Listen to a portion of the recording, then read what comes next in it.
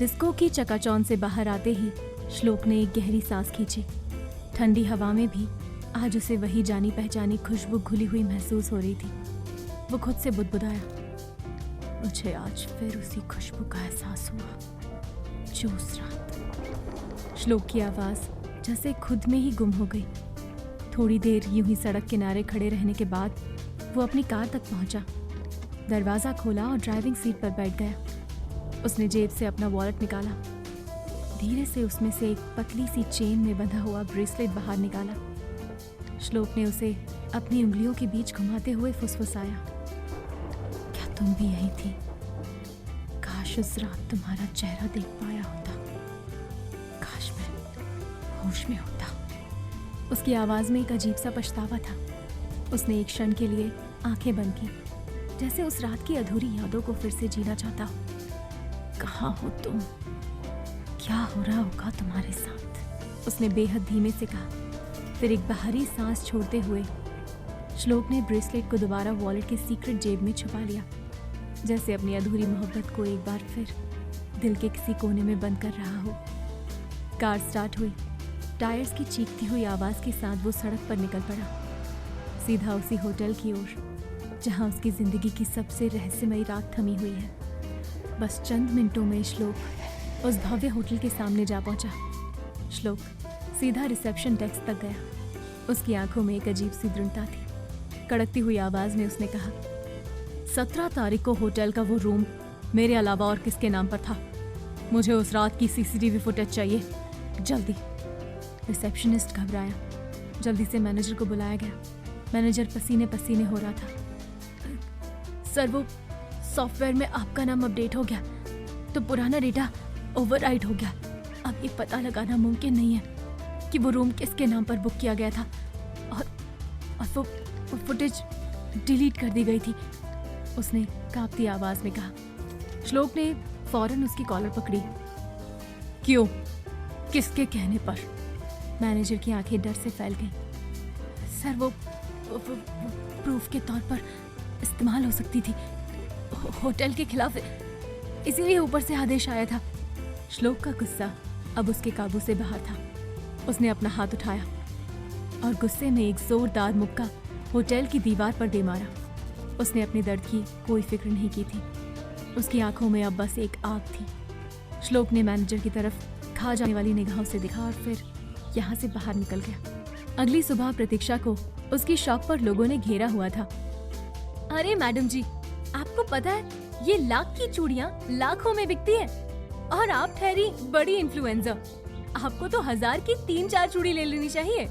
प्रतीक्षा ने अपने सामने बैठी इन्फ्लुएंसर से कहा। प्रतीक्षा की बातें सुनकर इन्फ्लुएंसर ने जवाब दिया, अच्छा ठीक है दीदी, 2 जोड़ी दे दो।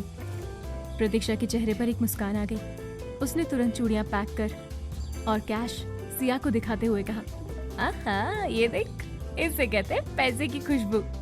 सिया ने प्रतीक्षा पर गुस्सा करते हुए कहा, वो सब छोड़, ये सुन, कल तूने भी देखा था ना, वो अभिमन्यु ही था ना? पता नहीं कौन सी लड़की थी उसके साथ। प्रतीक्षा सिया की बचपन की दोस्त थी। दोनों एक दूसरे से बहुत अलग। जहाँ सिया अपने दिल से सोचती थी, वहीं प्रतीक्षा अपने दिमाग से। जहाँ सिया को लोगों की फिक्र थी, वहीं प्रतीक्षा को लोगों से ज्यादा अपने पैसों की फिक्र थी।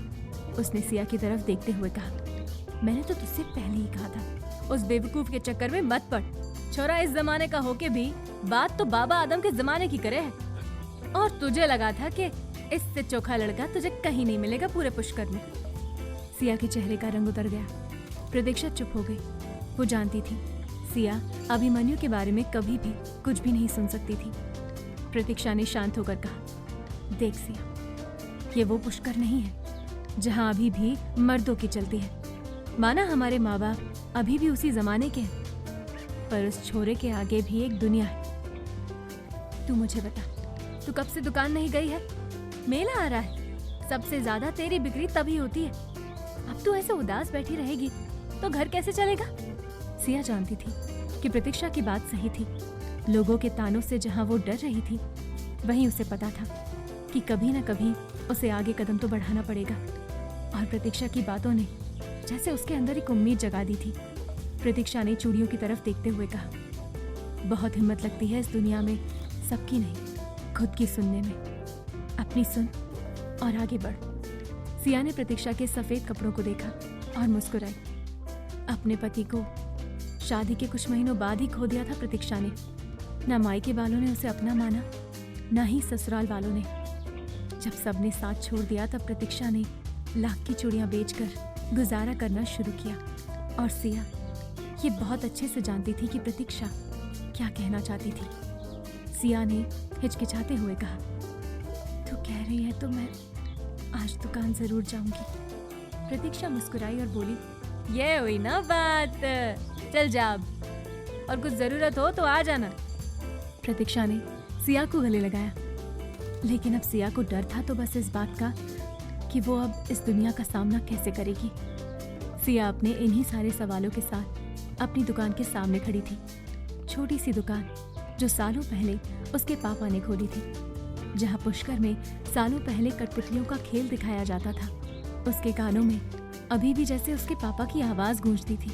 कैसे बचपन में जब भी वो उदास होती थी, उसके पापा उसे कठपुतलियों का खेल दिखाते, कहानियां सुनाते। कठपुतलियों का खेल तो उसके पिता के मरते ही खत्म हो गया था, पर अब वो दुकान सिया के भरोसे थी, जहां वो गुड़ियों के कपड़े और खिलौने बेचती थी। सिया ने अपनी दुकान खोली ही थी कि कुछ ही देर में लोग आने लगे, पर शायद आज सबको खिलौने से ज्यादा सिया में दिलचस्पी थी। सिया अपने स्टोर के सामने खड़ी थी, वही स्टोर जिसे उसके पिता ने कठपुतलियों के शो के वक्त शुरू किया था। बचपन में जब भी वो उदास होती, उसके पापा उसे कठपुतलियों का खेल दिखाते। अब वो स्टोर ही अकेली सिया की उम्मीद था। जैसे ही सिया ने स्टोर खोला, थोड़ी ही देर में भीड़ जमा हो गई, मगर सबकी दिलचस्पी उसके खिलौनों में कम और उसकी जिंदगी में ज्यादा थी। अरे सिया, शादी के दूसरे दिन दुकान? अभिमन्यु तो अमीर है, तुझे काम करने की क्या जरूरत? सिया बस हल्की सी मुस्कान में सब कुछ झेलती रही। तभी उसकी माँ सरला अपनी सहेलियों के साथ आ पहुंची। सबकी आंखों में सवाल थे। एक सहेली ने ताना मारा, कल किसी ने अभिमन्यु को किसी और लड़की के साथ देखा था, सब ठीक तो है ना बेटा? दूसरे ने जोड़ा, शादी के जोड़े में वापस माँ के घर आ गई थी तू, कहीं उसने छोड़ तो नहीं दिया? ये सुनकर सिया का दिल कांप गया। सिया ने खुद को संभालते हुए कहा, नहीं काकी, आप गलत समझ रही हैं, लेकिन अगर आपको मेरी जिंदगी में इतनी ही दिलचस्पी है तो क्यों ना आप सबकी बेटियों के बारे में भी बात कर ले। आपकी बेटी सुगंधा का तो रिश्ता टूट गया था ना, फिर क्या आप उसके बॉयफ्रेंड से शादी करवाने के लिए मान गई? और पुष्पा आंटी, आपकी बेटी नीलिमा, उसने तो दूसरी जात में भागकर शादी कर ली थी ना। सिया ने जैसे ही अपनी बात कहनी शुरू की, उसके सामने सन्नाटा पसर गया। सारी औरतें पलक झपकते ही वहां से गायब हो चुकी थी। सिया अभी सामान सेट कर ही रही थी कि तभी अचानक पीछे से आवाज आई, बस यही सामान है आपके पास? इवेंट सजाना है, कोई मेला नहीं लगाना। भूरी आंखें, गोरा रंग, लहराते भूरे बाल, वो थी वान्या। उसने ऐंठते हुए चारों ओर नजर घुमाई, फिर दुकान के कोने में सजी हुई रंग बिरंगी कठपुतलियों को देखकर होंठ सिकोड़ते हुए बोली, ये सब कितना डाउन मार्केट है, कितनी चमकदार लेसेस लगाई हुई है। सिया विनम्र होकर बोली, ये सब हाथ से बना है मैम, लोकल क्राफ्ट है। वान्या हंस पड़ी, हाथ से बना है तो क्या हुआ, ये सब तो लो स्टैंडर्ड है। पता नहीं किस बेवकूफ ने इस दुकान को बेस्ट शॉप बताया है। उसने अपना पर्स खोला और 2 गुना पैसे निकालकर काउंटर पर रख दिए। ले लो 10,000 रुपए, ये रखो, लेकिन ध्यान, मुझे क्लासी और सबसे महंगी चीजें चाहिए। सिया के चेहरे पर कुछ पलों तक सन्नाटा छा गया, फिर उसकी आंखों में गुस्से की चमक आ गई। उसने पैसे वापस वान्या की तरफ बढ़ा दिए और ठोस आवाज में बोली, हमें किसी का एहसान नहीं चाहिए मैम, हम मेहनत का पैसा खाते हैं, इतने पैसे मुझे नहीं चाहिए, आप कहीं और से ले लीजिए। हमारे पास हमारी कला है और हमें उस पर नाज है। दुकान में कुछ पल के लिए चुप्पी छा गई। वान्या थोड़ी सकपकाई, फिर मुस्कुराई, पर इस बार उसकी मुस्कान में मिठास नहीं, चालाकी थी। ओह, इतना एटीट्यूड।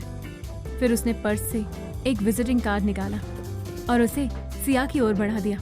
ये लो मेरा कार्ड, और अगर कभी लगता है कि तुम अपनी इस कला से कुछ बड़ा कर सकती हो तो इस एड्रेस पर आ जाना, शायद काम आ जाओ। सिया ने काट लिया और उसका चेहरा भावहीन रहा। जैसे ही वान्या बाहर निकली उसके चेहरे पर मुस्कान गायब हो गई। वो बुदबुदाई, अब देखती हूँ मिस घमंडी, तुम्हारी असल औकात क्या है। सिया ने कार्ड थाम लिया, जैसे पहली बार किसी ने उस पर भरोसा दिखाया हो। दुकान में पूरे दिन भीड़ आती जाती रही, पर सिया के दिमाग में एक ही चीज चल रही थी कि क्या उसे उस एड्रेस पर जाना चाहिए। जहां सिया अपने उलझनों में उलझी हुई थी, वहीं श्लोक अपने ऑफिस में बैठा हुआ था। जब उसका फोन बजा, श्लोक ने अपना फोन देखा तो फोन की स्क्रीन पर लिखा था शालिनी जी। श्लोक ने एक गहरी सांस ली और कहा, किस लिए कॉल किया है आपने मुझे? फोन की दूसरी तरफ से आवाज आई, बेटा पापा याद कर रहे थे तुझे, कब आएगा घर? ना मैं आपका बेटा हूँ, ना ही एक खूनी का। पैसे की जरूरत है आपको? शालिनी ने कहा, हर बार पैसों के लिए तुम्हें कॉल नहीं करते बेटा। कितने वक्त से कॉल कर रहे हैं परम तुम्हें उनसे बात नहीं करनी? श्लोक ने गुस्से में जवाब दिया, आप सिर्फ उनकी पत्नी हैं, मेरी माँ नहीं, इसीलिए मेरी माँ बनने की कोशिश मत करिए। इससे पहले शालिनी कोई जवाब देती, श्लोक ने तुरंत फोन रखा और अचानक से कमरे की लाइट आने जाने लगी। श्लोक ने गुस्से में अपना लैपटॉप बंद किया और दांत पीसते हुए कहा, क्या सियाप्पा है, न जाने कौन से गांव में आ गया हूं। तभी श्लोक का एक और बार फोन बजा। ये कॉल वान्या का था। वान्या का फोन देखकर श्लोक थोड़ा शांत हुआ। उसने फोन उठाकर कहा, हाँ वान्या। वान्या ने फोन की दूसरी तरफ से कहा, श्लोक तुम तैयार हो ना? श्लोक ने घड़ी की तरफ देखा। उसे एहसास हुआ कि वो भूल चुका था कि आज उसकी और वान्या की डेट थी। वान्या ने कहा, मैं ऑफिस की तरफ ही हूँ, थोड़ी देर में पहुंच जाऊंगी। श्लोक कुछ कह पाता इससे पहले ही वान्या ने कॉल कट कर दिया। फोन काटते ही श्लोक ने गुस्से में अपना सिर थाम लिया। उसकी सांसें भारी थी, आंखों में झुंझलाहट।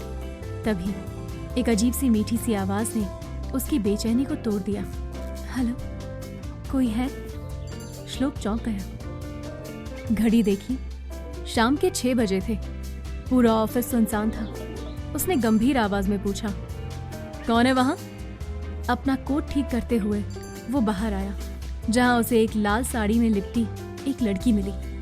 उसका चेहरा धुंधले रोशनी में आधा छुपा था, पर उसकी काया इतनी अट्रैक्टिव थी कि श्लोक एक पल को सब कुछ भूल गया। इस वक्त यहाँ कौन आया है? श्लोक की आवाज में अब गुस्सा कम, जिज्ञासा ज्यादा थी। और बिना पूछे मेरे कैबिन में कैसे? लड़की चुप रही, बस अपनी नर्म उंगलियों से अपनी साड़ी का पल्लू ठीक करती रही, जैसे हवा में कोई धीमा संगीत बज रहा हो। श्लोक ने दबे स्वर में फिर पूछा, कौन हो तुम? किसने भेजा तुम्हें? इस बार लड़की ने धीमे, लगभग फुसफुसाते हुए कहा, वान्या मैम ने ये काट दिया था। श्लोक के कदम वहीं थम गए। लड़की अब भी पीठ किए खड़ी थी। उसकी खुली पीठ पर साड़ी का लाल रेशमी कपड़ा बस सरकने को था। श्लोक के गले से एक छोटा सा गुस्सा और उत्तेजना से भरा शब्द निकला, वान्या नहीं है, निकलो यहाँ से। लड़की ने धीरे से पलटते हुए कहा, उन्होंने कहा था सेमिनार के बारे में बात करनी है, अगर एक बार उनसे बात करवा देते तो। श्लोक ने आंखें मसलते हुए कहा, मैंने कहा ना जाओ यहाँ से। लेकिन तभी बिजली चली गई। अंधेरा कमरे पर हावी हो गया और उसी पल लड़की ने अचानक श्लोक का हाथ थाम लिया। उसकी उंगलियां नर्म थी, गर्म थी और उसकी छुअन जैसे श्लोक के भीतर किसी भूले बिसरे जज्बात को फिर से जगा रही थी। श्लोक की धड़कनें बेकाबू हो उठी, जैसे उसके सीने में एक अजीब सी आग लग गई हो। उसकी सांसें भारी होने लगी। लड़की की खुशबू, भीगी सी मिट्टी और चंदन की महक श्लोक के इर्द गिर्द भर गई। श्लोक ने कसकर उसका हाथ पकड़ा, उसे खींचकर अपने करीब कर लिया और उसी वक्त बिजली आ गई। श्लोक की नजरें जैसे ही सिया पर पड़ी, वो उसे देखता ही रह गया। सिया भी उसे देखकर हैरान रह गई और फिर धीरे से अपने लब हिलाते हुए बोली, अब तो वही है, कल रात के लिए थैंक्स। इससे पहले कि श्लोक कोई जवाब दे पाता, उसने उसके कानों में आवाज पड़ी, श्लोक। श्लोक जैसे नींद से जागा। ये आवाज वान्या की थी, क्या सिया की मौजूदगी श्लोक को यह एहसास दिला पाएगी कि वो वही लड़की है जिससे श्लोक ढूंढ रहा था? क्या होगा जब वान्या श्लोक को सिया के साथ देखेगी? जानने के लिए सुनते रहिए इस कहानी का अगला भाग, सिर्फ